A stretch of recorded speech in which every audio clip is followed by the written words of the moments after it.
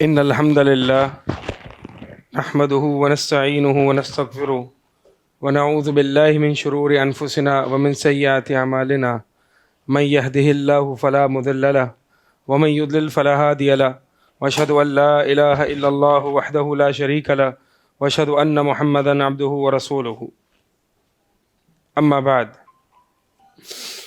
اصل الثانی پر ہم پہنچ چکے تھے اور ثلاثۃ الاصول یا اصول الثلاثہ میں جو دوسرا اصول ہے وہ دین کی معرفت ہے، دین اسلام کی معرفت. پہلا جو اصول جو ہم نے پڑھا ہے وہ اللہ کی معرفت تھا. اللہ کی معرفت کیسے حاصل ہو، اللہ کی معرفت ہے کیا، اور یہ ساری ہم نے مباحث پچھلے سیشنز میں کور کی. آج انشاءاللہ اصل الثانی کچھ اس کا ہم ابتدائی حصہ ہم پچھلے سیشن میں پڑھ چکے ہیں، اور جو بات ہم نے اب تک پڑھی ہے وہ یہ پڑھی تھی کہ دین اسلام کی معرفت ادلہ دلائل کے ساتھ، ادلہ کہتے ہیں دلیل کی جمع، اور دین اسلام جو ہے وہ تین چیزوں کا نام ہے جیسے کہ مصنف رحمہ اللہ نے یہاں پہ ذکر کیا ہے. پہلی چیز الاستسلام للہ بالتوحید، اللہ تعالیٰ کے آگے اپنا ظاہر اور باطن جھکا دینا، سبمٹ کر دینا توحید کے ساتھ، یعنی خالص اللہ کے لیے. دوسری چیز والانقیاد لہ بالطاعہ، اور اپنا آپ سرنڈر اور سپرد کر دینا اللہ کو اطاعت کے ساتھ، اطاعت کرتے ہوئے. والبراءۃ من الشرک واہلہ، اور تیسری چیز جو دین اسلام کی بنیادی چیز ہے وہ یہ ہے کہ شرک اور اہل شرک یعنی مشرکوں سے برات کا اظہار. اور دین اسلام جو ہے وہ تین مراتب یا لیولز پر ہے، الاسلام والایمان، اور تیسرا لیول ہے والاحسان. اور پھر آگے مصنف نے فرمایا اور ہر مرتبے کے کچھ ارکان ہیں. دین اسلام یعنی اسلام کے جو ارکان ہیں وہ 5 ہیں جو ہم نے کل پڑھے تھے، اور ہر رکن کی دلیل مصنف محمد بن عبد الوہاب رحمہ اللہ نے ذکر کی. پہلی دلیل شہادت کی دلیل دیتے ہوئے یہاں پہ آیت ذکر کی جو کہ ہم پڑھ چکے، اور پھر اس کے بعد جو ہے وہ لا الہ الا اللہ کا عموماً ایک معنی ذکر کیا. پھر اس کے بعد ابراہیم علیہ السلام کی برات اپنی قوم اور اپنے والد صاحب سے، اس چیز کا یعنی یہ جو آیت ہے یہ ہمارے سامنے آئی. اس کے بعد جو ہے وہ دلیل شہادت ان محمدن رسول اللہ، دوسرا جو رکن اسلام ہے، اسلام کا رکن وہ کیا ہے، یعنی یہ پہلا رکن ہے شہادت اللہ الہ الا اللہ وان محمدن رسول اللہ، وان محمدن رسول اللہ. یہ پہلی شہادت کا دوسرا جز ہے، یعنی محمد جو ہے وہ اللہ کے رسول ہیں. یہ یہاں سے ہم نے آج پڑھنا ہے. جی پڑھیں. ودلیل شہادتی ان محمد رسول اللہ، یہاں سے پڑھیں. دلیل شہادتی ان محمد رسول اللہ، قوله تعالی لقد جاءکم رسول من انفسکم عزیز علیہ ما عنتم عزیز علیہ ما عنتم حریص علیکم بالمؤمنین رؤوف الرحیم. ومعنى شهادة أن محمد رسول الله طاعته فيما أمر وتصديقه فيما أخبر واجتناب ما عنه نهى واجتناب ما عنه نهى وزجر، وألا يعبد الله إلا بما شرع وألا يعبد الله إلا بما شرع.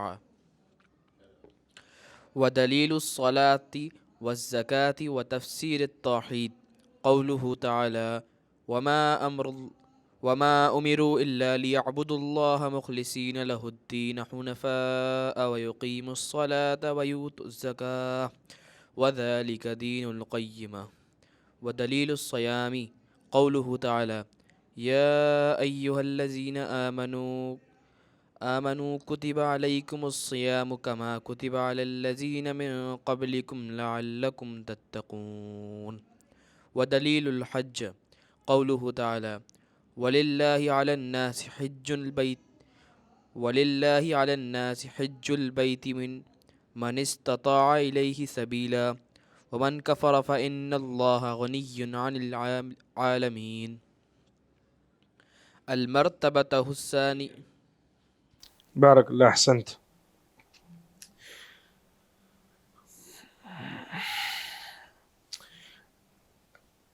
دین اسلام کا جو پہلا رکن ہے اسی کی وضاحت چل رہی ہے، اور پہلا رکن کا دوسرا جز یعنی نبی علیہ الصلاۃ والسلام یعنی محمد رسول اللہ صلی اللہ علیہ وسلم کی شہادت. و دلیل شہادتی، اور شہادت کی دلیل کس چیز کی شہادت؟ کہ بے شک محمد صلی اللہ علیہ وسلم اللہ کے رسول ہیں. محمد اصل میں نبی علیہ الصلاۃ والسلام کا سب سے مشہور نام ہے، اور یہی وہ نام ہے جو کہ قرآن میں بھی ذکر ہے، اگرچہ دیگر بھی نام احادیث میں وارد ہوئے ہیں جیسے کہ عاقب، اسی طرح ماہی کہ شرک و کفر کا خاتمہ کرنے والے، احمد بھی نام جو ہے وہ ذکر ہوا ہے قرآن میں. محمد کا اصل میں جو معنی ہے بہت زیادہ تعریف کیا ہوا، تو محمد جو ہے وہ رسول اللہ ہیں.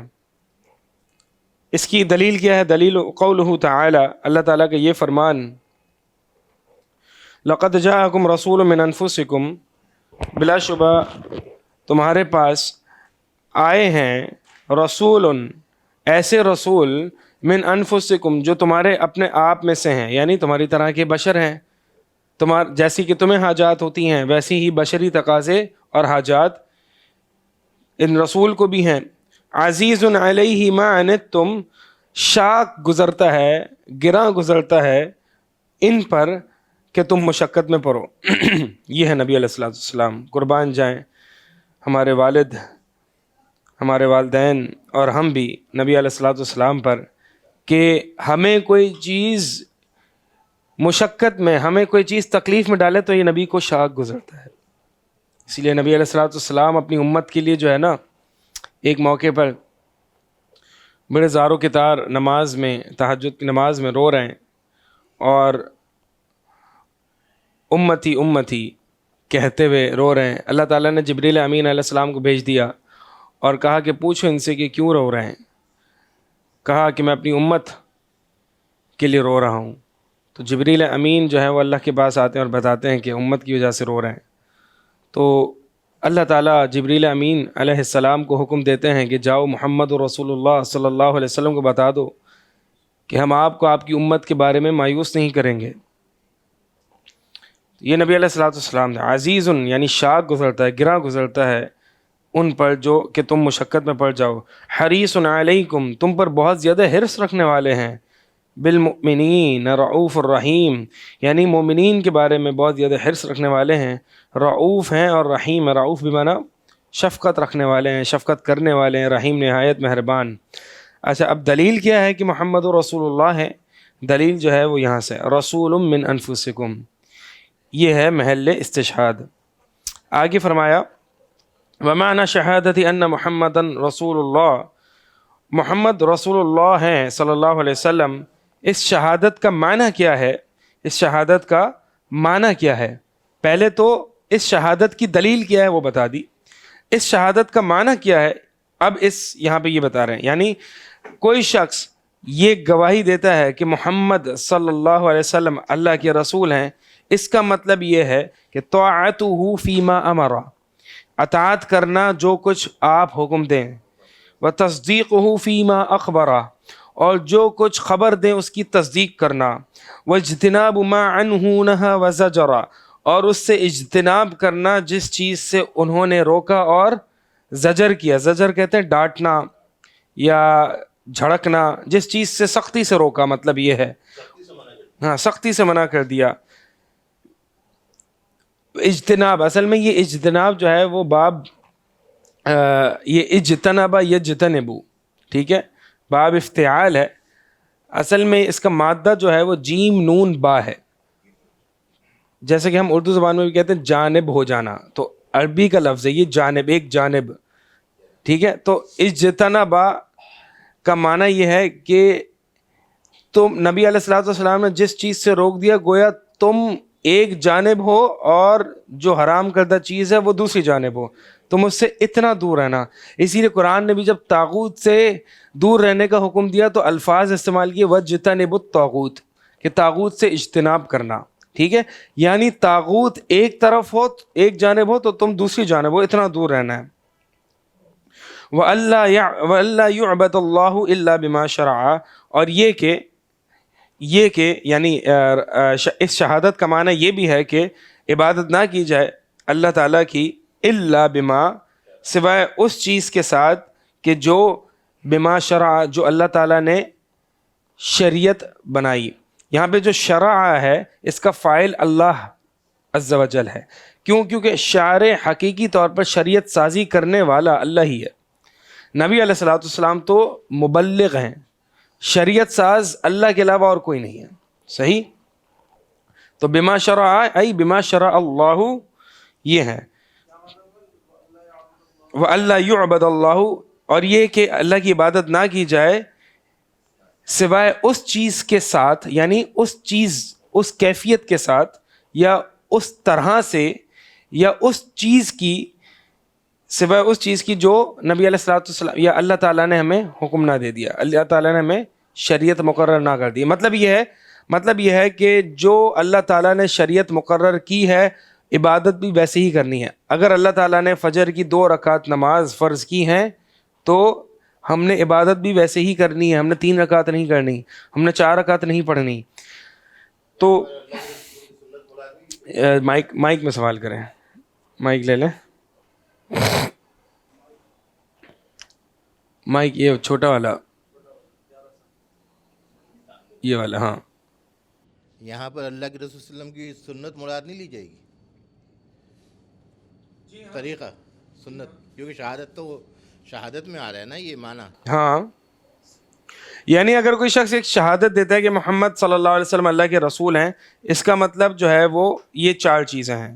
کون سی 4 چیزیں؟ طاعتہ فیما امرا، جو رسول اللہ نے حکم دیا ہے اس کی اطاعت کرنا، اور آگے جیسے کہ ہم نے بیان کیا.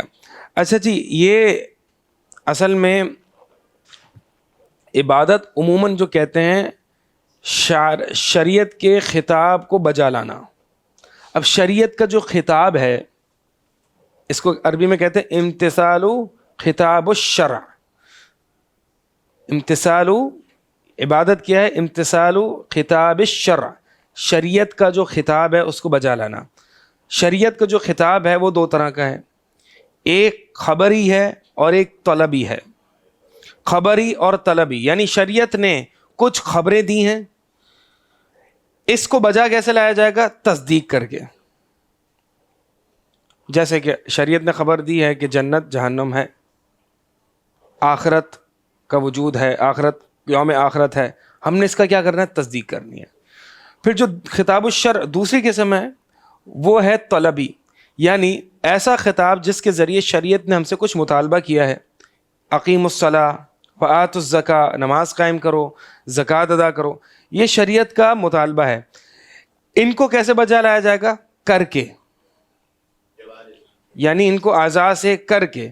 تو اس کا مطلب یہ ہے کہ خطاب الشرع 2 طرح کا ہے، ایک ہے خبری جس کو بجا لایا جائے گا تصدیق کے ذریعے، ایک ہے طلبی جس کو بجا لایا جائے گا اس کو پورا کر کے. یہی بات مصنف رحمہ اللہ نے بتائی کہ طاعتہ فیما امرا، یعنی اطاعت کرنا جو نبی علیہ الصلوۃ والسلام نے حکم دیا. یعنی یہ کون سا خطاب ہوا؟ طلبی. آگے فرمایا وتصدیقہ فیما اخبرا، تصدیق کرنا جو نبی علیہ الصلوۃ والسلام نے خبر دی. یہ کون سا خطاب ہے؟ خطاب الخبری، خطاب الشرع جو کہ خبری ہے. ٹھیک ہے جی. یس. اب شیخ پہلا سوال تو یہ ہے کہ یہ جو آیت ہے اس میں ہے من انفسکم عزیز علیہ ما عنتم. عنتم سے کیا مراد؟ عنتم سے مراد یہ ہے کہ مشقت میں پڑنا، تکلیف میں پڑنا. عزیز علیہ گراں گزرنا، شاق گزرنا، یعنی ایسا رسول بھیجا ہے جو تم میں سے ہے عزیز، جس پر گراں گزرتا ہے یا جس پر شاق گزرتا ہے کہ تم تکلیف میں پڑو. اچھا، یہ جو ہم عزیز اردو میں استعمال کرتے ہیں، ہمارے عزیز ہر دل، یعنی ہم تو اس کو پازیٹیو سینس میں یوز کر رہے ہوتے ہیں کہ ہمیں تو بڑا محبوب ہے، جیسے کوئی بندہ. ہاں، عزا اصل میں فعل ہے، عزا. ٹھیک ہے، اس کا معنی ہوتا ہے غالب آنا، مضبوط ہونا. جیسے کہ عزیز جو اللہ کا نام ہے وہ ہے غالب اور قہار کے معنی میں، غالب آنا، غالب ہونا. ٹھیک ہے، اب کوئی مادہ چونکہ ایک ہے تو یہ معنی بھی بھاری ہونا بھی کر سکتے ہیں. غالب آنا، بھاری ہونا، یہ سارے معنی ہیں اس مادے کے. تو یہاں پہ عزیزن کا معنی یعنی بھاری پڑنا، شاک گزرنا، گراں گزرنا. اردو سے اس کو کمپیئر کرنا چھوڑ دو، اردو کی لغت اور عربی کی لغت میں فرق ہے. ٹھیک ہے، ہاں، یعنی اردو سے عربی کا تعین نہیں ہوتا، ہونا تو یوں چاہیے کہ عربی سے اردو کا تعین کریں ہم. دوسرا کوشچن. دوسرا وہ تھا کہ آپ نے بھی ایک ڈیفینیشن یوز کی تھی جو آپ نے کہا تھا کہ شریعت کے مطالبات کو بجا لانا، اس کو آپ نے عربی میں بھی. ہاں، عربی میں عبادت کا یہ معنی کیا ہے کہ امتثال خطاب الشرع. امتثال، امتثل یمتثل کا معنی ہے بجا لانا. اچھا، یعنی اس کی نظیر پیش کر دیں، مثال اس کے اوپر، یعنی جو ہاں مطلب ہاں بجا لانا. ٹھیک ہے ٹھیک ہے ٹھیک ہے. ٹھیک ہے، امتثال الامر بجا لانا. جزاک اللہ. چلیں آگے ہے ودلیل الصلاۃ. اب دیگر ارکان کی دلائل دیے جا رہے ہیں. صلاح کی دلیل اور زکوٰۃ کی دلیل و تفسیر التوحید اور توحید کی تفسیر. اللہ تعالیٰ کا یہ فرمان وما امروا الا لیعبدوا اللہ مخلصین لہ الدین، نہیں انہیں حکم دیا گیا الا یہ کہ وہ اللہ کی عبادت کریں مخلصین، اس حال میں کہ یہ مخلصین یہ جو ہے نسبی حالت میں ہے، اصل میں رفعی حالت میں مخلصون ہوتا ہے، تو یہ نسبی حالت میں اس لیے کیونکہ یہ حال بن رہا ہے. یعنی وما امروا الا لیعبدوا اللہ حال کونہم مخلصین، اس حال میں کہ وہ مخلص ہوتے ہیں، یعنی عبادت اس حال میں کی جائے کہ اللہ کے لیے اپنے دین کو خالص کیا جائے. حنفاء، حنفاء کا میں پہلے بھی آپ کو معنی بتا چکا ہوں، الاقبال علی اللہ بالتوحید، اللہ تعالیٰ کی طرف کامل متوجہ ہونا توحید کے ساتھ، یہ ہے حنفاء کا معنی. تو اللہ تعالیٰ کی عبادت کیسے کرنا؟ اخلاص کی حالت میں، اللہ کی طرف کامل توجہ ہونا، کسی غیر اللہ کی طرف نظر بھی نہ ہونا. ویقیم الصلاۃ، یہ آ گئی وجہ، یہ آ گئی محل استشہاد یا محل استدلال. ویقیم الصلاۃ، اور انہیں حکم دیا گیا نماز قائم کریں. ویؤتوا الزکاۃ، اور زکوٰۃ ادا کریں. قرآن میں کہیں ہر جگہ نماز کے ساتھ اقامت کا لفظ استعمال ہوا ہے. اس کا مطلب کہیں بھی قرآن میں نماز پڑھنے کا حکم نہیں ہے، ہمیشہ اقامت الصلاۃ ہے. اقامت کہتے ہیں اسٹیبلشنگ کرنا، اسٹیبلشنگ دا پریئر، اسٹیبلش کرنا. ٹھیک ہے، اردو میں اقامت ہی کہتے ہیں میرے خیال میں، یا اہتمام کرنا سب سے کلوز لفظ ہے اس کا، اہتمام کرنا نماز کا. نماز پڑھنی نہیں ہے، اہتمام کرنا یا اسٹیبلش کرنا. اور پڑھنے میں فرق کیا ہے؟ یہ فرق ایسے ہی ہے جیسے کہ مثال کے طور پر ایک ہے کہ بات چیت کرنا اور ایک ہے پراپر فارمل میٹنگ رکھنا. اب میٹنگ سے پہلے ایجنڈا سیٹ ہوتا ہے، ٹھیک ہے، پراپر پینلسٹ سیٹ ہوتے ہیں، کیا میٹنگ میں منٹس سیٹ ہوتی ہیں، کیا باتیں کرنی، سب کچھ پورا ڈیوریشن سیٹ ہوتا ہے. یعنی یہ ایک میٹنگ ہے، یہ ہے اہتمام، یہ ہے اسٹیبلشمنٹ. ایک ہے بات چیت کرنا، حالانکہ بات چیت دونوں میں ہے، کانورسیشن دونوں میں ہے، لیکن دونوں میں فرق ہے نا. یہی فرق اقامت الصلاۃ اور سلام ہے. صحیح. ایتا اور ویؤتوا الزکاۃ، اور زکوٰۃ دینا. یہ دونوں عموماً جو ہیں وہ صلاۃ اور زکوٰۃ عموماً ایک ساتھ ذکر ہوتے ہیں قرآن میں، کیونکہ صلاۃ جو ہے وہ بدنی اعمال میں سب سے افضل عمل ہے، اور زکوٰۃ جو ہے مالی عبادات میں سب سے افضل عبادت ہے. وذالک دین القیمہ، یہ ہے مضبوط ملت کا دین. اچھا، یہ دلیل تھی مصنف رحمہ اللہ نے جو کہ قرآن سے دی کہ نماز، زکوٰۃ اور یہ توحید کی تفسیر جو ہے، تفسیر التوحید کی دلیل کیا ہے؟ وما امروا الا لیعبدوا اللہ مخلصین لہ الدین حنفاء. یہاں تک یہ تفسیر التوحید ہے، یعنی لا الہ الا اللہ کی تفسیر ہے. صحیح. پھر اس کے بعد نماز اور زکوٰۃ کی دلیل ہے.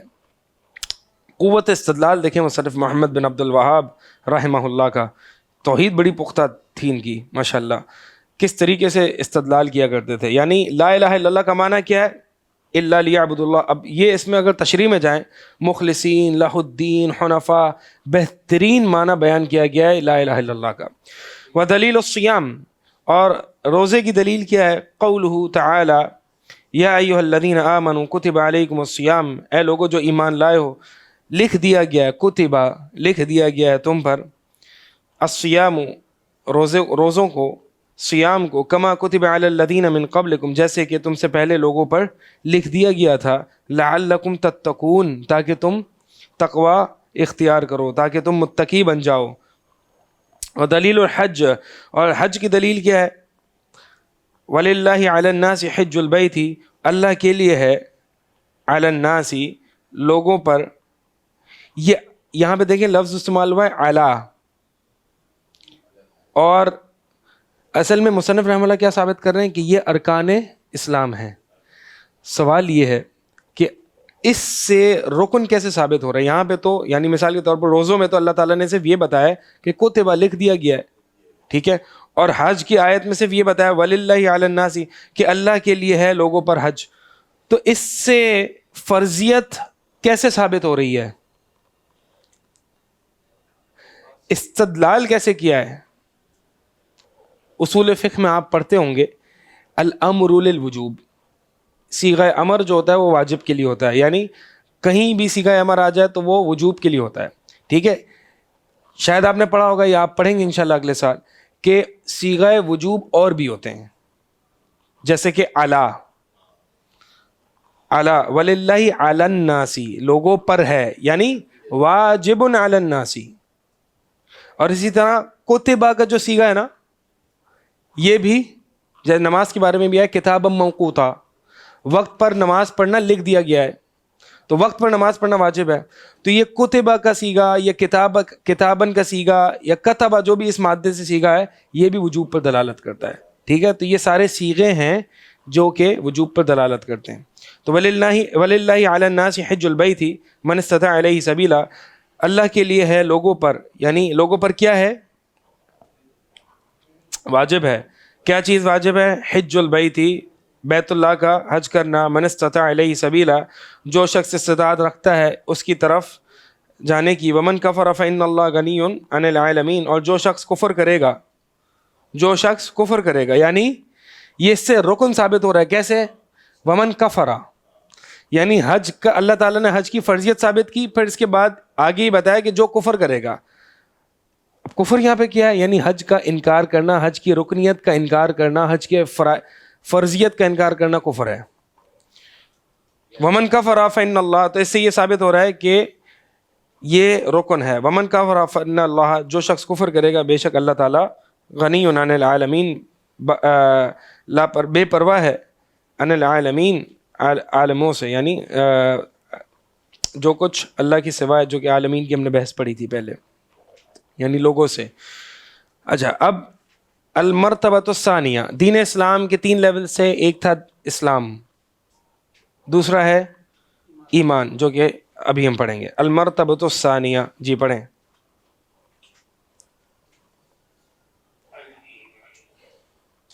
کس کے پاس مائک ہے؟ اچھا، اس مائک میں بھی دونوں مائک ساتھ لے کے پڑھیں، کیونکہ جو دوسرا مائک ہے اس میں آن لائن اسٹوڈنٹس کو آواز آتی ہے، اور جو یہ والا مائک ہے اس میں کیمرے میں آواز جائے گی. تو آپ نے دونوں مائک لے کے پڑھیں.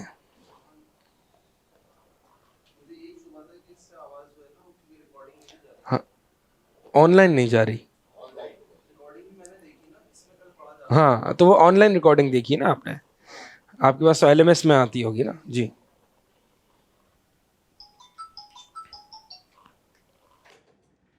بسم اللہ الرحمن الرحیم. المرتبۃ الثانیۃ الایمان، وہو بضع وسبعون شعبۃ، اعلاها قول لا الہ الا اللہ، وادناها اماطۃ الاذى عن الطریق، والحیاء شعبۃ من الایمان، وارکانہ ستۃ، ان تؤمن باللہ وملائکتہ وکتبہ ورسلہ والیوم الآخر والقدر خیرہ وشرہ. والدلیل علی هذه الارکان الستة قوله تعالی لیس البر ان تولوا وجوہکم قبل المشرق والمغرب ولكن البر من آمن باللہ والیوم الآخر والملائکۃ والکتاب والنبیین. ودلیل القدر قوله تعالی دلیل القدری، ودلیل القدر، ہاں دال پر سکون نہیں ہے، فتح. ودلیل القدر قوله تعالی انا کل شیء خلقناہ بقدر. ٹھیک ہے، بارک اللہ. مرتبہ الثانیہ ایمان، الایمان، وہو، ایمان کیا ہے؟ وہو بضع وسبعون شعبۃ، ایمان کے جو ہیں وہ 70 سے کچھ زائد شعبے ہیں، برانچز ہیں، شاخیں ہیں. اعلیٰ قول لا الہ الا اللہ، جس میں سے سب سے جو اعلیٰ ہے، اعلیٰ شاخ وہ کیا ہے؟ لا الہ الا اللہ. وَأَدْنَاهَا إِمَاتَةُ الْأَذَى عَنِ الطَّرِيقِ, اور سب سے جو ادنا شاخ ہے ایمان کی وہ راستے سے کسی تکلیف دہ چیز کو ہٹا دینا ہے. وَالْحَيَاءُ شُعْبَةٌ مِّنَ الْإِيمَانِ, اور حیا جو ہے وہ ایمان کے شعبے میں سے ایک شعبہ ہے. اچھا, ایمان ہم سب جانتے ہیں کہ ایمان دل سے تصدیق کا نام, زبان سے اقرار کا نام, اور جوارح یعنی اعضاء سے عمل کرنے کا نام ہے. الایمان تصدیق و قول و عمل, یہ تین چیزیں ایمان میں داخل ہیں. صحیح. دلیل کیا ہے؟ دلیل بھی یہی چیز ہے. دلیل یہی اصل میں یہ جو ہے یہ حدیث ہے. ٹھیک ہے, اعلیٰ قول لا الہ الا اللہ, یہ حدیث ہے. حدیث ہی مصنف رحمہ اللہ نے ذکر کی ہے کہ ایمان کے جو ہیں وہ 70 سے زائد کچھ شعبے ہیں. اعلیٰ قول یہ قولی ہے, وَأَدْنَاهَا إِمَاتَةُ الْأَذَى یہ فعل ہے, وَالْحَيَاءُ شُعْبَةٌ مِّنَ الْإِيمَانِ یہ قلبی ہے, حیا کا محل قلب ہے, لا الہ الا اللہ کا محل قول ہے, اور اماطۃ الأذى یعنی راستے سے تکلیف ہٹا دینا, تکلیف دہ چیز ہٹا دینا, یہ فعل ہے. یہ تینوں چیزیں اللہ کے نبی علیہ الصلوۃ والسلام نے تینوں کی ایک ایک ایگزامپل دے دی, قولی, عملی اور قلبی. وَأَرْكَانُهُ سِتَّةٌ, اور ایمان کے جو ارکان ہیں وہ کتنے ہیں؟ 6 ہیں. أَن تُؤْمِنَ بِاللَّهِ, یہ کہ تم اللہ پر ایمان رکھو, اللہ پر ایمان لاؤ. وَمَلَائِكَتِهِ, اور ملائکہ پر ایمان. وَكُتُبِهِ, اور کتابوں پر ایمان, اللہ کی کتابوں پر ایمان. وَرُسُلِهِ, اور رسولوں پر ایمان. وَالْيَوْمِ الْآخِرِ, اور آخرت کے دن پر ایمان. وَالْقَدَرِ, اور تقدیر پر ایمان. خَيْرِهِ وَشَرِّهِ, خیر اور شر جو کچھ تقدیر میں لکھا گیا ہے ان تمام چیزوں پر ایمان.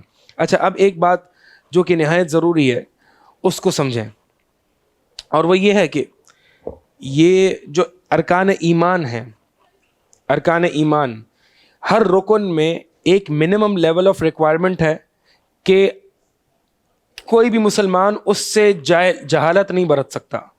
یعنی ہر رکن میں ایمان باللہ و ایمان بملائکتہ و ایمان برسولہ, ان تمام ارکان میں ایک بیر منیمم لیول ہے کہ اتنی معرفت ہونی چاہیے, کوئی مسلمان اس سے کم تر نہیں جا سکتا. یہ منیمم لیول آف ریکوائرمنٹ ہے. پھر اس کے بعد اور یہ منیمم لیول پہ آ جاتے ہیں. یہ کیسی ہے؟ مثال کے طور پر اللہ پر ایمان, منیمم لیول کیا ہے کہ 4 چیزوں پر ایمان, اللہ کے وجود پر ایمان, اور توحید کی 3 اقسام پر ایمان, کہ اللہ ہی رب ہے, اللہ ہی مالک ہے, اللہ ہی رازق ہے, اللہ ہی خالق ہے, اللہ ہی مدبر ہے, یہ ربوبیت ہے. اللہ ہی واحد مستحق العبادہ ہے, یہ الوہیت ہے. اور اسماء و صفات جو کچھ قرآن و حدیث میں آئے ہیں وہ اللہ کے لیے ماننا, یہ توحید اسماء و صفات ہے. یہ 4 چیزوں پر بنیادی ایمان, یہ بیر منیمم ہے. ٹھیک ہے, بیر منیمم ہے. مثال کے طور پر یہ جو مطلب یہ اجمالاً ایمان ہے. ٹھیک ہے, اللہ کی اسماء و صفات پر کہ جو کچھ اللہ کے اسماء و صفات وارد ہوئے قرآن حدیث میں وہ میں سب مانتا ہوں.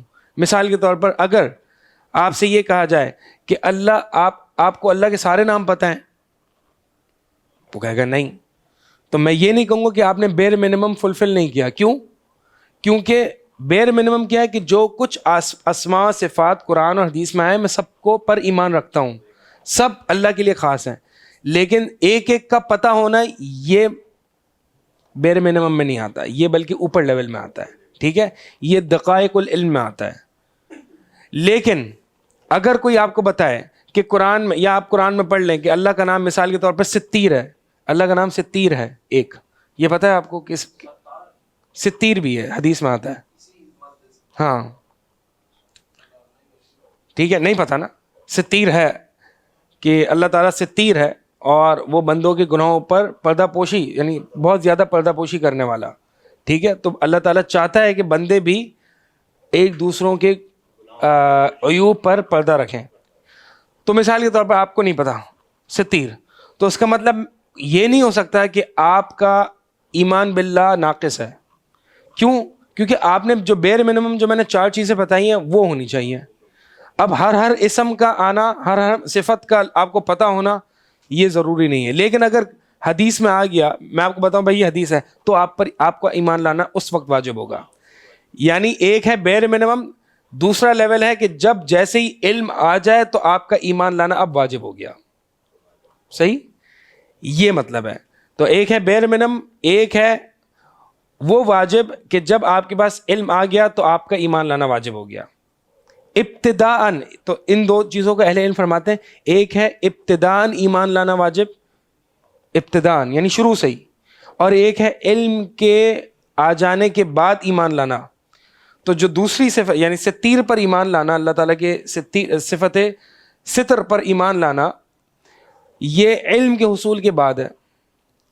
ٹھیک ہے, لیکن اللہ کا نام اللہ ہے, عارف المعارف ہے, یہ بیر منیمم میں آتا ہے. ٹھیک ہے, ہاں رب ہونا, الہ ہونا, یہ سارے بیر منیمم ہے. لیکن اور دیگر نام ہونا وہ بیر منیمم میں نہیں آتے, بلکہ علم شرط ہے, علم آ جائے تو پھر ایمان واجب ہے. اچھا, اب اسی طرح ملائکہ میں مثال کے طور پر میں آپ سے پوچھتا ہوں کہ ملائکہ جو ہیں, مجھے یہ بتائیے کہ جو سور پھونکے گا وہ اس فرشتے کا نام کیا ہے؟ پتہ ہے آپ میں سے کسی کو؟ ہاں نہیں, اسرافیل صحیح نام ہے, نصوص میں آیا ہے اسرافیل صحیح نام ہے. صحیح. اب مثال کے طور پر کسی کو نہیں پتا تو اس کا مطلب یہ نہیں کہیں گے کہ اس کا ایمان بالملائکہ ناقص ہے یا ہے ہی نہیں, بلکہ ایمان بالملائکہ کا بیر منیمم کیا ہے؟ ایمان بالملائکہ کا بیر منیمم یہ ہے کہ وہ اللہ کی مخلوقات میں سے ایک مخلوق ہیں, اور ان میں سے ایک فرشتہ ایسا ہے کہ اللہ کے وحی پر معمور ہے, کہ جو ہمارے نبی علیہ الصلوۃ والسلام کے پاس وحی لے کے آئے تھے, جو کہ جبریل امین تھے.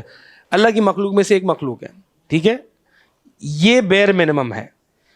ہر ایک کا نام اور ڈیوٹی پتہ ہونا یہ بیر منیمم نہیں ہے, بلکہ یہ علم کے آ جانے کے بعد ایمان لانا واجب ہے.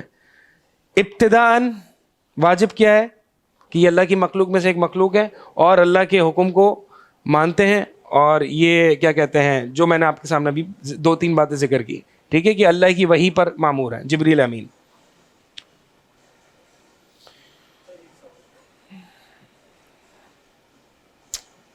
سوال یہ ہے کہ آپ نے جیسا کہ کہا کہ ملائکہ کا پر ایمان لانے کا بھی ایک بیر منیمم ہے, تو اس میں جو ہے جو مطلب یعنی کہ فرشتے اللہ کی مخلوق ہیں, ٹھیک ہے, انسانوں اور جنوں سے مختلف ہیں. اب یہ سب چیزیں جو ہے مطلب کوئی بہت زیادہ ڈیٹیل میں نہیں جاتے, لیکن یہ کہ نارملی یہ چیزیں سب کو پتہ ہوتی ہیں کہ وہ نور سے بنے ہیں اور ان کے اندر خواہش نہیں ہے, اور پھر یہ کہ مختلف فرشتے ان کے مختلف ٹاسک اللہ تعالیٰ نے assign بس یہ بیر منیمم ہے, یہی سب چیزیں یہ. ہاں, اب مثال اب ان میں سے ملائکہ کے بارے میں بھی, ایمان بالملائکہ میں بھی کچھ ایسے علوم ہیں. اب تیسرا لیول آ گیا. ٹھیک ہے, اب میں تیسرا لیول آپ کو انٹروڈیوس کر رہا ہوں. تو اب یعنی یہ ارکان ایمان جو کہ 6 ارکان ایمان ہیں, ان میں ہر ایک ایمان میں 3 لیولز ہیں. بیر منیمم, دوسرا علم کے آ جانے کے بعد ایمان واجب آ جانا, اور تیسرا یہ ہے کہ جو کہ دقائق العلم, میں بار بار کہہ رہا ہوں کہ دقیق علم ہے, جس میں اہل علم کا اختلاف پایا جاتا ہوگا, جس میں مثال کے طور پر کوئی شخص کہے کہ یار یہ مجھے اختلاف ہے, مجھے سمجھ میں نہیں آ رہا, تو میں اس پہ توقف کرتا ہوں, یا میں فی الحال جو ہے اس پر کچھ بھی اپنا اوپینین قائم نہیں کرتا. یعنی آپ کا اس پر ایمان لانا پھر واجب نہیں ہے, اگرچہ اختلاف اور علم پہنچ بھی گیا آپ کو. مثال کے طور پر سور جب پھونکا جائے گا تو کیا ملائکہ بھی فنا ہو جائیں گے؟ یہ دقائق العلم میں سے ہے. ٹھیک ہے, یا پھر وہ الا من شاء ربک جو اللہ تعالیٰ نے استثناء کیا ہے قرآن میں, یہ ان میں ہے. اس میں اہل علم کا بہت اختلاف ہے, کسی نے کہا فنا ہوں گے, کسی نے کہا نہیں ہوں گے. اسی طرح مثال کے طور پر جنت اور جہنم یہ بھی فنا ہو جائیں گے. یوم الآخر میں ایمان کے دقائق العلم میں سے جنت اور جہنم کا فنا ہو جانا ہے, کہ سور جب پھونکا جائے گا تو جنت جہنم فنا ہو جائے. اب مثال کے طور پر آپ کے پاس یہ اختلاف آتا ہے, بعض اہل علم کہتے ہیں, بعض اہل علم یہ کہتے ہیں. اب آپ کے اوپر ایک رائے رکھنا کوئی واجب نہیں ہے, سمجھ آ رہی؟ تو اب 3 لیولز ہو گئے ہر ارکان ایمان میں. ایک ہے بیر منیمم, دوسرا ہے علم آ جانے کے بعد ایمان لانا واجب ہو گیا, جیسے کہ اللہ کے نام سے تیر. ٹھیک ہے, اسی طرح مثال کے طور پر کسی کو سور کے فرشتے کے بارے میں نہیں پتا جو سور پر معمور ہے, میں بتا دوں اسرافیل ہے حدیث کے مطابق, تو اب اس کا ایمان لانا, یہ سیکنڈ کیٹیگری ہے, ایمان لانا واجب ہے. اور جو تیسرا کیٹیگری ہے وہ دقائق العلم میں آتا ہے. دقائق یہ دقیق کی جمع ہے, یعنی علم کی باریکیاں. اس میں آپ کا کسی بھی ایک موقف پر ایمان لانا واجب نہیں ہے. اگر آپ رکھتے ہیں, آپ صاحب علم ہیں, مجتہد ہیں, تو ٹھیک ہے, رکھ سکتے ہیں. لیکن آپ کہتے ہیں یار اس میں بہت اختلاف ہے, ابھی میرا وہ علم کا لیول نہیں ہے, میں کسی ایک عالم کی بات پر ٹرسٹ کر لیتا ہوں, یا فی الحال جو ہے وہ میں اس پر کچھ کہہ نہیں سکتا اپنے ناقص علم کی بنیاد پر, تو یہ انشاءاللہ کوئی مسئلہ نہیں ہے. یہ بہت ضروری ہے 3 کیٹیگریز سمجھنا.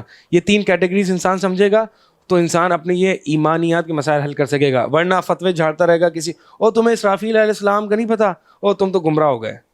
نہیں, یہ نہیں ہوگا. ٹھیک ہے, تمہیں اللہ تعالیٰ کا نام نہیں پتا یہ والا, تم گمراہ ہو گئے. نہیں, آپ کو یہ سمجھنا چاہیے کہ یہ 3 کیٹیگریز جب آپ سمجھیں گے تو آپ ان فتوے بازیوں سے جو ہے وہ بچیں گے. ٹھیک ہے, اور پھر مطلب یہ ساری چیزیں جو ہے وہ اپنے بچوں کو, اپنے آپ کو, یہ اگر کسی کو بیر منیمم بھی نہیں پتا تو یہ ہم بیر منیمم پڑھیں کتاب التوحید میں. اگرچہ جو میں آپ کو عموماً کتاب التوحید میں ہم لوگ پڑھتے ہیں وہ بیر منیمم سے کافی کچھ زیادہ ہی ہوتا ہے, لیکن بیر منیمم جو ہے وہ عموماً جو عام ہم پڑھتے ہیں. لیکن میں آپ کو بتاؤں سیریسلی کہ ہمارا لیول آف توحید اور عقیدہ یہ ہے کہ عوام الناس کی بات کر رہا ہوں. عوام الناس بیر منیمم پہ بھی نہیں ہے. عوام الناس سے آپ پوچھیں گے رب اور الہ میں کیا فرق ہے, کلمے میں الہ کیوں آیا, رب کیوں نہیں آیا, یہ بیر منیمم ہے. آپ کا لا الہ الا اللہ ہی مکمل نہیں ہوگا جب تک آپ کو الہ کا مطلب نہیں پتا ہوگا, رب کا مطلب نہیں پتا ہوگا. یہ بیر منیمم ہے, یہ تو ہر مسلمان کو پتا ہونا چاہیے. اسی لیے تو ہماری امت مسلمہ میں شرک بہت ہے, جہالت بہت ہے, کیونکہ یہ بیر منیمم پہ بھی نہیں ہے. صحیح ہے, تو لوگوں کی تربیت جو ہے وہ اس لیول سے ہوگی, بیر منیمم, پھر وہ علم جس پر ایمان لانا واجب ہو جائے, ابتداء نہیں لیکن علم کے حصول کے بعد, اور پھر تیسرا کیٹیگری جو ہے وہ علم کی گہرائیاں یا علم کی باریکیاں. اس لیول پر ہمیں امت کی تربیت کرنی ہے. چلیں جی, یہ ایک اہم مسئلہ تھا جو کہ میں سمجھتا, اور اسی طرح چلے آگے بھی چل لیتے ہیں. کتابوں پر ایمان لانا, اللہ کی کتابوں پر ایمان لانا, اس میں چلیں آپ بتائیں سلمان بھائی, کچھ ہم نے باتیں ذکر کی, اللہ پر ایمان لانا اور ملائکہ پر ایمان لانا, اس کے 3 کیٹیگریز میں نے مثالوں کے ساتھ آپ کے سامنے ذکر کیے. اب کتاب پر ایمان لانا, ٹھیک ہے, کتابوں پر, اس کی آپ 3 کیٹیگریز بتائیں ذرا. اچھا, جہاں تک عقل کام کرتی ہے میں بتا دیتا ہوں. پہلا تو بیر منیمم یہ ہے کہ اللہ تعالیٰ نے انسانوں کی ہدایت و رہنمائی کے لیے وقفے سے وقتاً فوقتاً اپنے انبیاء کے پاس اپنا ایک ہدایت کا ایک انسٹرکشن مینول بھیجا, اس فرشتے کے تھرو, یعنی کہ جبریل علیہ السلام کے تھرو. تو اس چیز پر ایمان لانا کہ یہ کتابیں جو ہیں وہ منزل من اللہ ہیں. منزل من اللہ ایک چیز اللہ تعالیٰ نے نازل کیا رسولوں پر, ٹھیک ہے, یہ بیر منیمم بتا رہے ہیں, ٹھیک ہے, بیر منیمم. ہاں. اور یہ جو ہے, اچھا, یہ بیر منیمم شاید بہت سے لوگوں کو کنفیوز کرے. بیر منیمم کا مطلب یہ ہے کہ کم از کم جس پر ایک مسلمان کا ایمان ہونا چاہیے, اگر اس پر بھی ایمان نہیں ہے تو اس کا ایمان خطرے میں ہے. ٹھیک ہے, یا ایمانی, ہم یہ نہیں کہہ سکتے وہ ارکان 6 پر مومن ایمان لا رہا ہے, یہ تو کم از کم ہونا چاہیے. ٹھیک ہے جی, ٹھیک ہے. تو کتابیں جو ہے منزل من اللہ, یہ ایک ہے جی. دوسری بات, اب یہ ساری کتابیں جو ہیں وہ اپنی اصل شکل میں نہیں, اب تحریف ہو گئی ہے, اور قرآن جو ہے وہ مہیمن ہے, یعنی ان کی قرآن ناسخ ہیں, یہ سب منسوخ ہیں, یہ دوسرے بیر منیمم ہے. ٹھیک ہے, ٹھیک ہے. تو یعنی آپ یہ نہیں کہہ سکتے کہ بھائی جو یہودیوں کے پاس آج کتاب ہے وہ بھی صحیح ہے, وہ اپنی جگہ صحیح ہے, اور قرآن بھی اپنی جگہ صحیح ہے. نہیں, بلکہ قرآن ان سب کا مہیمن اور ناسخ ہے, یعنی سب کو نسخ کر دیا. اب جو چیز نجات ہے وہ قرآن ہی ہے, باقی دیگر آسمانی کتب سابقہ کتب نہیں ہیں. یہ دوسرا ہے جی.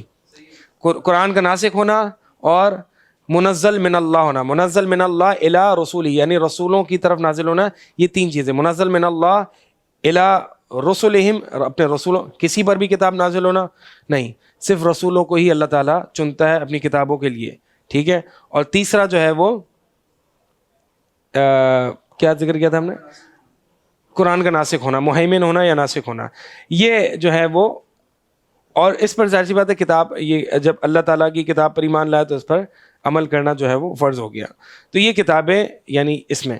اب دوسری کیٹیگری, مثال کے طور پر اگر میں آپ کو بتاؤں کہ قرآن میں مثال دوسری کیٹیگری یہ ہے کہ جو عیسیٰ علیہ السلام پر کتاب نازل ہوئی تھی اس کا نام کیا تھا. ٹھیک ہے, اب اگر کسی کو نہیں پتا تو میں یہ نہیں کہوں گا آپ جو ہے وہ آپ بیر منیمم پہ نہیں ہیں. لیکن اگر میں نے بتا دیا انجیل, ٹھیک ہے, اہل الانجیل قرآن میں. اگر میں بتا دیا انجیل فآتیناہ الانجیل آیت ہے، بہرحال انجیل کا لفظ قرآن میں ذکر ہے، ٹھیک ہے. تو اگر میں نے قرآن کی آیت بتا دی کہ انجیل کا لفظ ذکر ہے تو اب اس پر ایمان لانا سیکنڈ کیٹیگری میں آ گیا، واجب ہو گیا، ٹھیک ہے. تیسری چیز مثال کے طور پر کہ قرآن میں یا انجیل میں جو باتیں تحریف شدہ ہیں یا انجیل میں جو باتیں صحیح ہیں، یہ تحقیق کرنا، یہ ریسرچ کرنا کمپیریٹو ریلیجن کی، یہ دقائق میں آ جاتی ہیں، یہ خاص خاص لوگ کرتے ہیں، ٹھیک ہے. ہاں علماء عموماً مجتہدین. اور اسی طرح قرآن میں بھی بہت سارے ایسے مسائل ہیں جو کہ علماء کے کام ہیں، مجتہدین کے ہیں، ٹھیک ہے، جو تیسری کیٹیگری میں آتے ہیں. اچھا ایک اور بیر منمم میں ایڈ کروں گا، اور وہ یہ ہے کہ جب قرآن کو ناسخ مانا تو مطلب یہ ہے کہ قرآن پر تفصیلی ایمان اور سابقہ کتب پر اجمالی ایمان. یعنی کیا مطلب ہے؟ یہ بیر منمم میں آئے گا. یعنی قرآن میں جو جو کچھ ہے سب پر ہم نے عمل کرنا ہے، ایک ایک آیت پر، ایک ایک آیت پر عمل کرنا ہے. اور جو سابقہ کتب ہیں ان پر اجمالی ایمان کا مطلب یہ ہے کہ اللہ تعالیٰ نے مثال کے طور پر انجیل نازل کی عیسیٰ علیہ السلام پر، یہ اجمالی ایمان ہے. اچھا ایک سوال آیا کہ منیمم یعنی یہ جو کیٹیگری آپ نے سمجھائی ہے اس کو دوبارہ سے ایکسپلین کر دیں. دوبارہ سے میں ایکسپلین کرنے کی کوشش کرتا ہوں اختصار کے ساتھ. میں نے بتایا کہ ارکان ایمان جو کہ 6 ہیں، ان 6 پر ایمان لانا واجب ہے، ٹھیک ہے.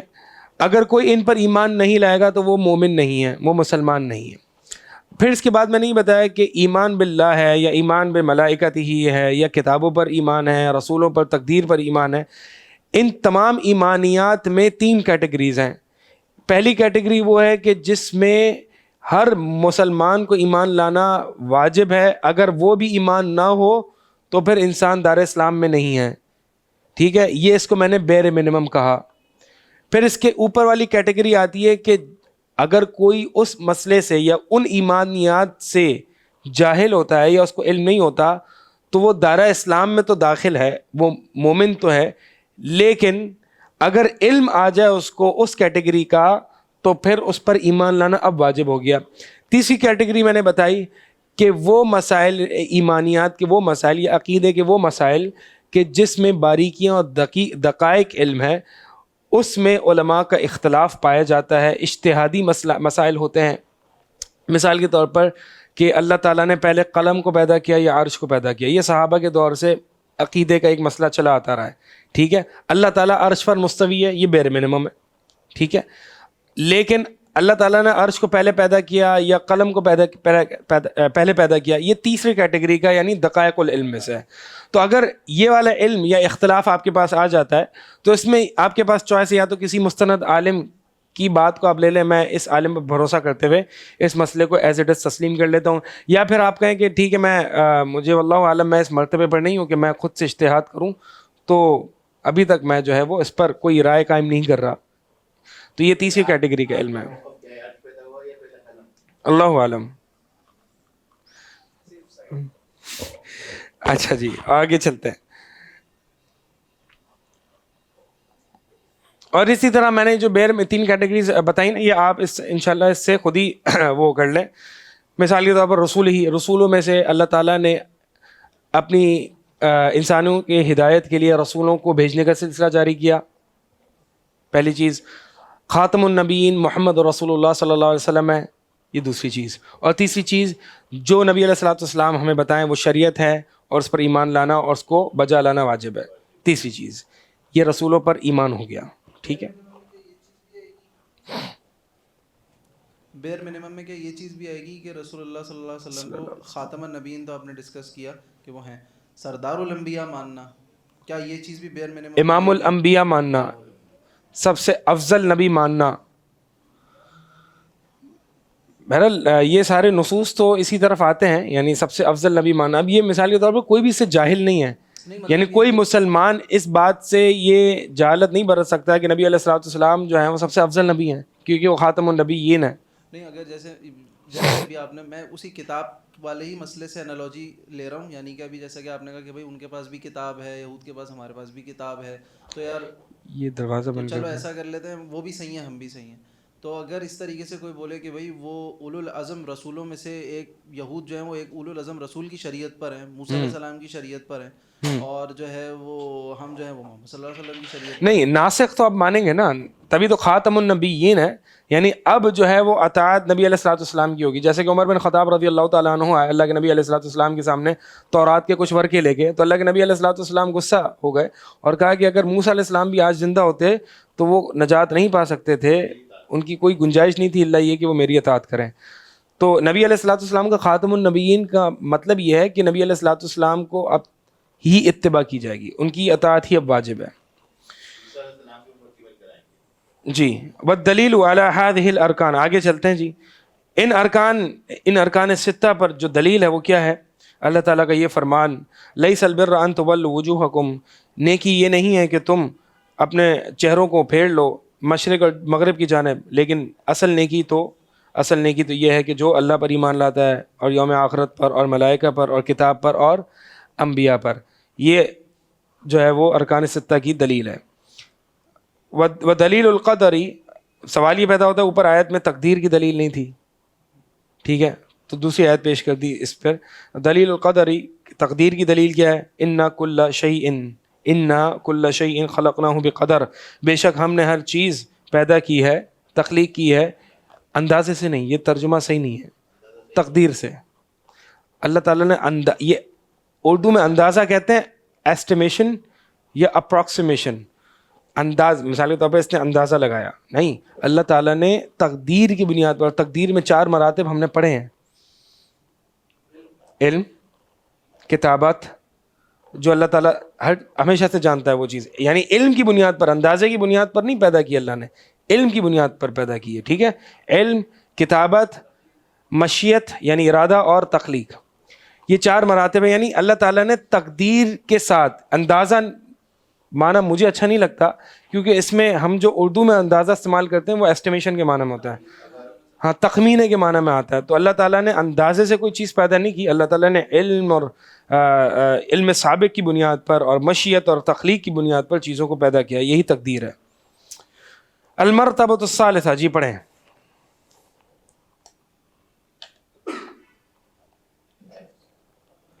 المرتبۃ الثالثۃ الاحسان رکن واحد وهو ان تعبد الله كأنك تراه فإن لم تكن تراه فإنه يراك.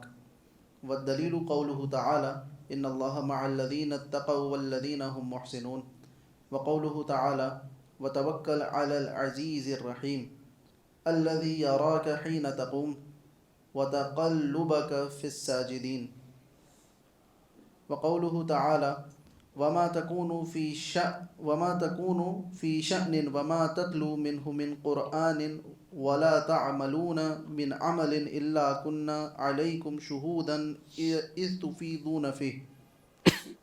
والدليل من السنة. یہ پڑھ دوں ابھی یا اس کو؟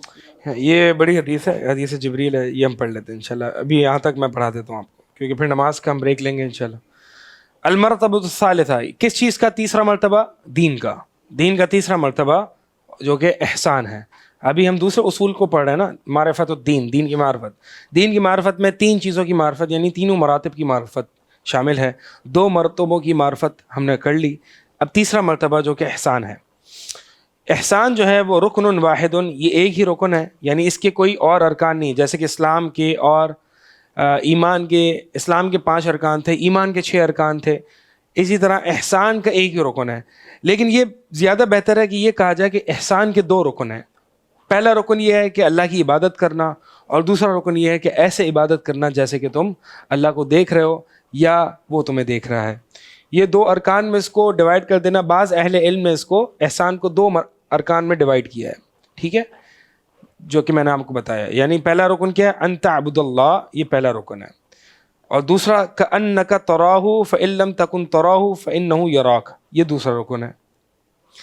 ان تعبد اللہ، احسان یہ ہے. اصل میں احسان کے پہلے آپ اصطلاحی معنی یا کہہ لیں کہ احسان کی جو مغز ہے، جو کہ ایسنس ہے، اس کا کیا مطلب ہے. احسان اصل میں کہتے ہیں کہ اپنی عبادات میں کوالٹی پیدا کرنے والا، اپنی عبادات کو اچھے طریقے سے مضبوطی سے انجام دینے والا. اسی لیے احسان کا مطلب عربی میں ہوتا ہے اتقان. اتقان کا مطلب ہوتا ہے مضبوط کرنا، کوالٹی لانا. اسی لیے اسلام اور ایمان جو ہم نے پڑھے ہیں، اسلام کے ارکان اور ایمان کے ارکان، ان دونوں کو اچھے طریقے سے انجام دینا یہ احسان ہے. واپس سے بتا رہا ہوں، ایمان اور اسلام کا اتقان احسان ہے. ایمان اور اسلام کے ارکان کا اتقان یعنی ان کو اچھے طریقے سے ادا کرنا یہ احسان ہے. اچھے طریقے سے کیسے ادا کیا جائے گا؟ اچھے طریقے سے ایسے ادا کیا جائے گا کہ گویا کہ آپ اللہ کو دیکھ رہے ہو. اگر یہ کیفیت پیدا نہیں ہو سکتی تو یہ جان لو کہ بے شک اللہ تعالیٰ آپ کو دیکھ رہا ہے. یعنی اب احسان میں 2 درجات ہو گئے، ایک منیمم لیول ہے بیر منیمم، اور ایک ہے اس سے اوپر کا درجہ. منیمم لیول کیا ہے؟ بیر منیمم کیا ہے؟ کم از کم درجہ وہ یہ ہے کہ اللہ کی ایسے عبادت کرنا کہ اللہ آپ کو دیکھ رہا ہے، یہ بیر منیمم ہے. اس سے اوپر کا درجہ کہ آپ اللہ کو دیکھ رہے ہو. اس کا مطلب یہ نہیں ہے کہ آپ نے اللہ کو تصور کرنا ہے، امیجن کرنا ہی. لا تفکروا فی ذات اللہ ولکن تفکروا فی اسمائہ و صفاتہ و نعمہ کما قال ابن عباس رضی اللہ تعالی عنہما. عبداللہ بن عباس رضی اللہ تعالیٰ عنہما کی موقوف روایت ہے کہ اللہ کی ذات میں غور و فکر نہ کرو بلکہ اللہ تعالیٰ کی نعمتوں میں، اللہ تعالیٰ کے اسماء و صفات میں غور و فکر کرو.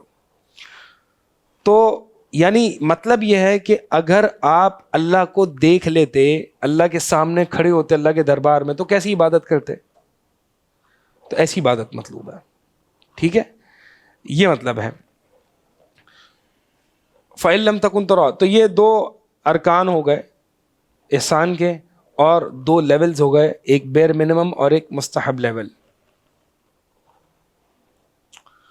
والدلیل قولہ تعالی، اور احسان کی دلیل کیا ہے؟ ان اللہ مع الذین اتقوا، بے شک اللہ تعالیٰ ان لوگوں کے ساتھ ہے کہ جو تقوی اختیار کرتے ہیں، جو ڈرتے ہیں اللہ تعالیٰ سے.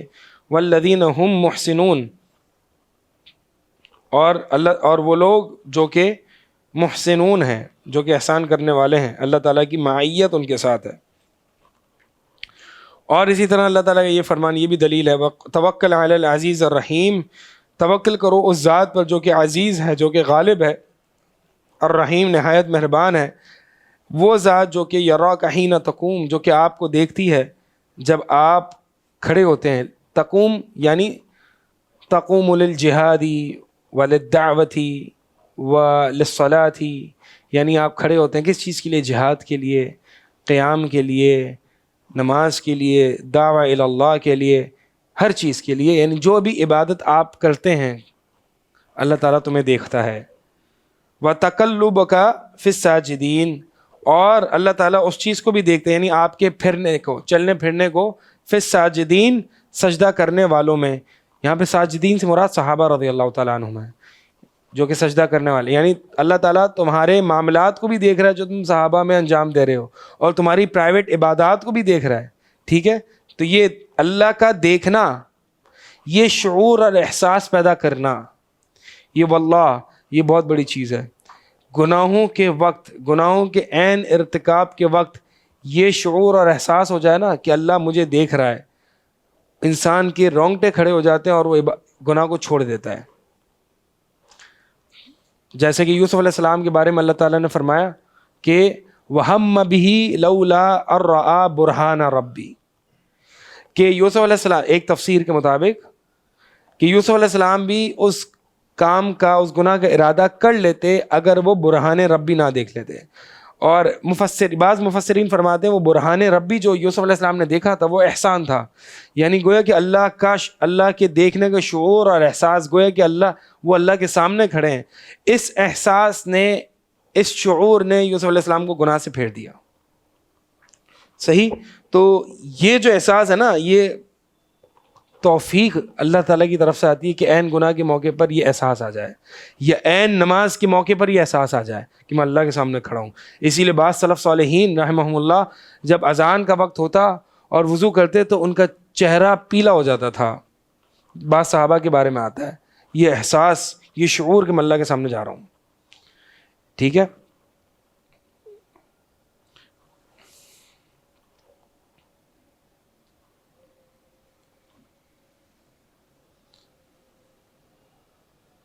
آگے فرمایا تو یہ احسان کی دلیل ہے.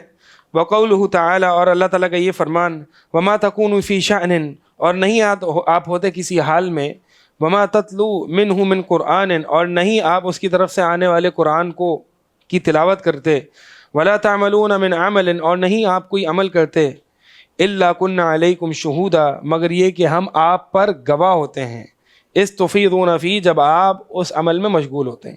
یہ تمام یہ جو آیات ہیں اس بات پر دلالت کر رہی ہیں کہ اللہ تمہیں دیکھ رہا ہے، یعنی منیمم لیول آف احسان پر دلالت کر رہی ہیں.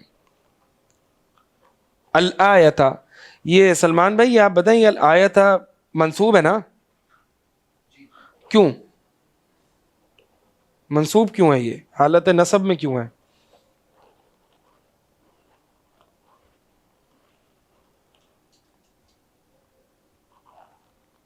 جی افنان، یہ منصوب اس لیے ہے کیونکہ بس منصوب ہے نا؟ غلطی سے تو نہیں لگ گیا زبر؟ غلطی سے لگ گیا؟ ہاں، قول کا مفعول بھی نہیں، قول جو ہے یہ تو اس کا مفعول کیسے ہے؟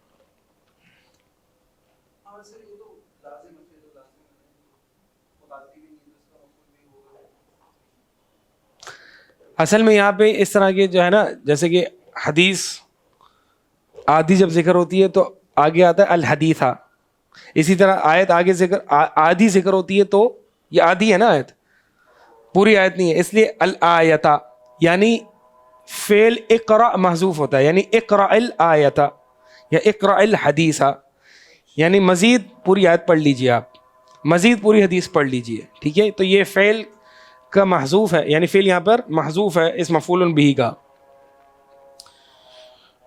آگے جو ہے وہ دلیل من السنہ، یہاں پہ جو ہے اب احسان کی جو دلیل ہے،